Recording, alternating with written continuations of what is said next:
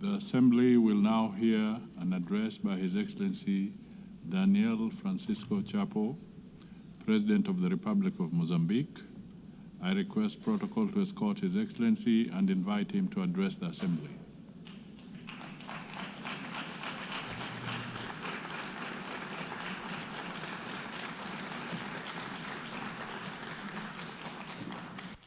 Muito obrigado.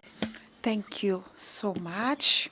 Your Excellency, Madam President of the 81st session of the United Nations General Assembly, Your Excellency, Secretary General of the United Nations, Your Excellency, heads of state and the government present here, distinguished head of delegations, ladies and gentlemen, it is for us an honor to address for the first time as the President of the Republic of Mozambique in a very important moment, both for Mozambique and for the Organization of the United Nations. I'm saying this because we celebrate 50 years of our national independence, 50 years of our admission as full members of the UN, and 80 years of these big organizations. Therefore, we would like to congratulate the President, Her Excellent Madam Annalene Baerbock, for her presidency of the 80th session, as well as commend the work of the outgoing President, His Excellency Philemon Yang, that did a wonderful work. We cannot fail to pay tribute to the Secretary General of the United Nations, Engineer Antonio Guterres, for his tireless advocacy in the defense of multilateralism, for the attention to Africa's priorities, and for his vision in launching the UN 80 initiative. Today, 8 years after its creation, we are pleased to witness the progress that the United Nations has helped to achieve. The independence of the Republic of Mozambique, as well as the many African countries and other continents of this planet, this is one of just one of the evidence of this legacy of the UN. Despite multiple challenges that the UN faces, it remains firm at the forefront of the global processes, which is why we emphasize that any reform effort aimed at making it more responsive and with better capacity to address contemporary realities will only be complete when we include the reform of the Security Council of the UN. Your Excellencies, the year 2025 has tested the limit of multilateralism with the United Nations at the epicenter. We have witnessed the intensification and escalation of conflicts and growing sense in the whole world, and we also see a growing sense of impunity. The ongoing conflicts in various corners of the world and the crisis remind us that the promise to save the future generations from the scourge of war, written in the letter of 1945 Charter, remains unfulfilled. 8 years of building multilateralism institutions, safeguards, and principles that have governed global affairs are now at risk. The result is clear. Wars are multiplying, the climate crisis is worsening, debt are mounting, tariffs are rising, the disillusion is spreading, and above all, the nuclear spectra is returning. Added to these threats, we also have the economic consequence of successful crisis in the world. We are talking about the pandemic of COVID-19, the war in Europe, in the Middle East, and the wars in Africa. From the rising of commodity prices to financial volatility globally. All of this generates unsustainable debt and ever-deepening inequalities in the society. We are witnessing a concerning setback of the international commitment. With only 5 years to go until 2030, to the agenda of SDG is at risk because the targets have not been met and we still have a long to go. And the climate crisis accelerates and intensifies all other crises that we know. Droughts are turning the population with famine, cyclones into humanitarian disasters, displaces into despair, which is exploited by unscrupulous stakeholders.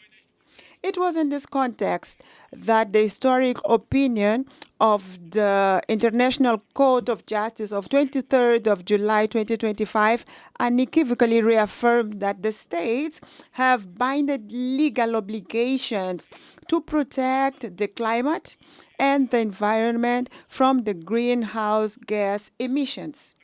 This is a milestone of universal significance. For countries such as Mozambique, which bears no historical responsibility for the climate crisis, but are amongst those that are the hardest hit by its consequences. Droughts, cyclones, floods, inundations. This decision is very important. It's a legal principle for us. It's a call to climate justice. It's a call to global solidarity and immediate actions from the side of all of us. The environmental crisis is compounded by the technological challenge.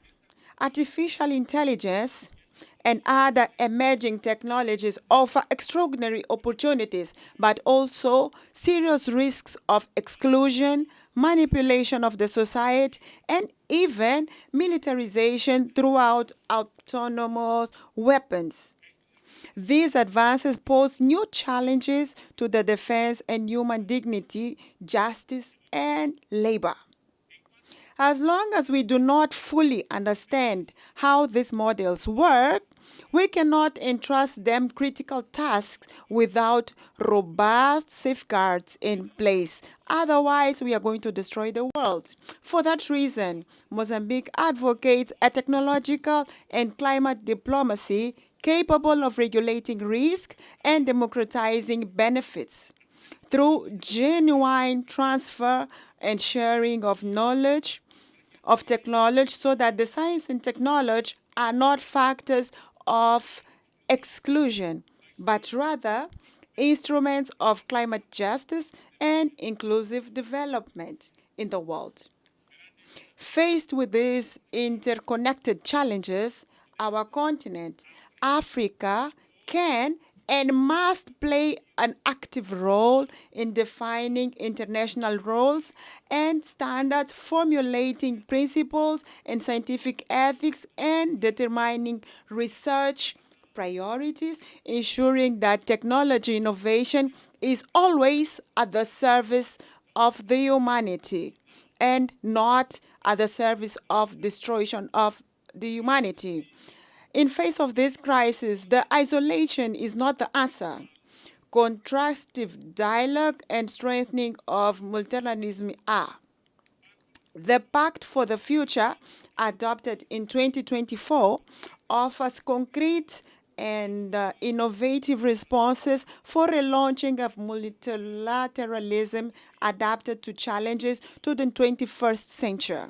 Mozambique, as an African country with vast natural resources and unparalleled culture wealth, has distinguished itself in the promotion and strengthening of democracy in the African continent. Since we moved forward with political pluralism, we've been working tirelessly to consolidate the foundation of a robust democratic system, holding regular and transparent elections that reflect the will of people and ensure that every Mozambican citizen has the voice and a say in the decisions that shape the future of our nation in Mozambique. Indeed, our presence in this podium is a result of a free and a transparent process of the Mozambican people from Rovuma to Maputo, from Zumbo to Indico, and in the diaspora. We have historically had an ongoing commitment to dialogue and building bridges between different political and social actors. This commitment to the dialogue was crucial for the lasting peace achieved after decades of conflicts and for the political stability that we enjoy today in Mozambique. Currently, Mozambique stands out for its ongoing efforts to promote an inclusive national dialogue, which the public consultation phase was launched on the 10th September. We are working to ensure that all the sectors of the society, regardless of their origin, political, societal, or economic position, they all should be heard and have their concerns taken into account in the national decision. This process will not only strengthen the Mozambican democracy, but also ensure that the country development is truly reflected the needs and aspirations of all Mozambicans without exception.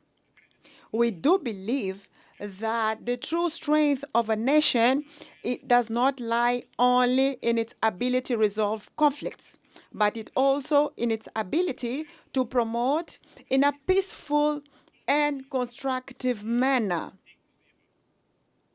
We are proud of the progress we have made so far, and we reaffirm our commitment to continue advancing as an example of democracy in Africa, of peaceful coexistence in the African continent and in the world. We are proud to have promoted during our term the Security Council, where we were non-permanent members, the presidential statement on Africa about the role of Africa in global affairs, as well as to have contributed for the historic resolution 17/19/2023, which paved the way for the predictable and sustainable financing of the operations of support to peace in African Union through United Nation treasure. This milestone confirmed that Africa is not only a beneficiary of multilateral order, but also an indispensable actor in the reforms and revitalization. It is in this sense that Mozambique will keep defending a stronger African voice with 2 permanent seats on the Security Council and a greater weight in the decision of international financial institutions internationally. A new global financial architecture capable of alleviating debt, mobilizing financial resources for the sustainable development and climate action, as well as correcting historical asymmetries. An inclusive multilateralism which preserves intergovernmental character of the UN without allowing that this organization can become an assembly of shareholders dominated by the richest. We want to reiterate equally the fact that we want to have 2 states like Palestine living side by side with peace with Israel as the only fair way, legitimate and long-lasting, so that we can have the aspiration of both people. I would like to congratulate the countries that have recently decided to recognize Palestine, the same right that was given to Israel, contributing to reinforce legitimacy and the fact that we are going to have the solution for both states. The same way, I would like to reaffirm our firm opposition against the coercive measurements that are unilaterally that are excluding the people, Cuba to Venezuela, Zimbabwe to other countries in clear violation of the UN Charter against the principles of justice, solidarity, and the international law.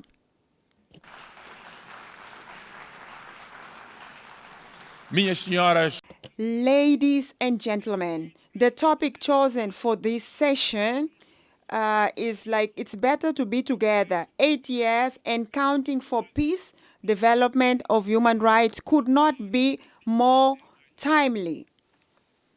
It is intrinsically linked to the events of this week where we are having this high level in the UN, the celebration of Beijing Conference on Women, the Climate Summit, the first biennial summit for sustainable and inclusive and resilient global economy mandated by the Pact for the Future, the celebration of youth, the elimination of nuclear weapons, and the meeting on global health and well-being. All these meetings reaffirm the vitality and the centrality of the UN and conveys the same truth. What unites us as a humanity is much greater than what divides us. We are different people, but we share the same earth. We profess different creeds, but we all aspire to the same dignity. We speak different languages, but we share a single destiny. In fact, today, where we are today, we all know the date of birth, but no one knows the day they are going to die. And this is a clear sign that we all are equal like human beings. Today, the creed that we need is not one exclusion. We all need to be included, not excluded. Not isolation, but cooperation. Not unilateralism, but multilateralism based on solidarity. We need today, all of us, to have a renewed faith in the humanity's collective ability to face the common challenges of Gaia, our common home. The world is at a real turning point. We all feel this. Either we deliver the 23rd agenda that we've written it ourselves, or we will have to accept seeing a relegated and failed promise. And for this, goodwill is not enough. Honoring the principle of common responsibility and this differentiality is important. We need resources on a scale. We need to work in a smarter way to align mandate with national priorities for each of us, to invest in data, technology, institutional capacity, and most of all, ensure that Africa has a full seat at the table where decisions are taken for its future. The message of Mozambique is very clear. We want partnerships based on mutual respect and shared value. To paraphrase the late President Samora Moises Machel, the president of the Popular Republic of Mozambique at the time, today Republic of Mozambique, international solidarity is not an act of charity. It is an act of unity amongst allies. The 80th anniversary of the UN invites all of us to renew our spirit of solidarity, international solidarity, and human solidarity. The challenges before us are enormous, but we are indeed better together, as the topic of the UN says.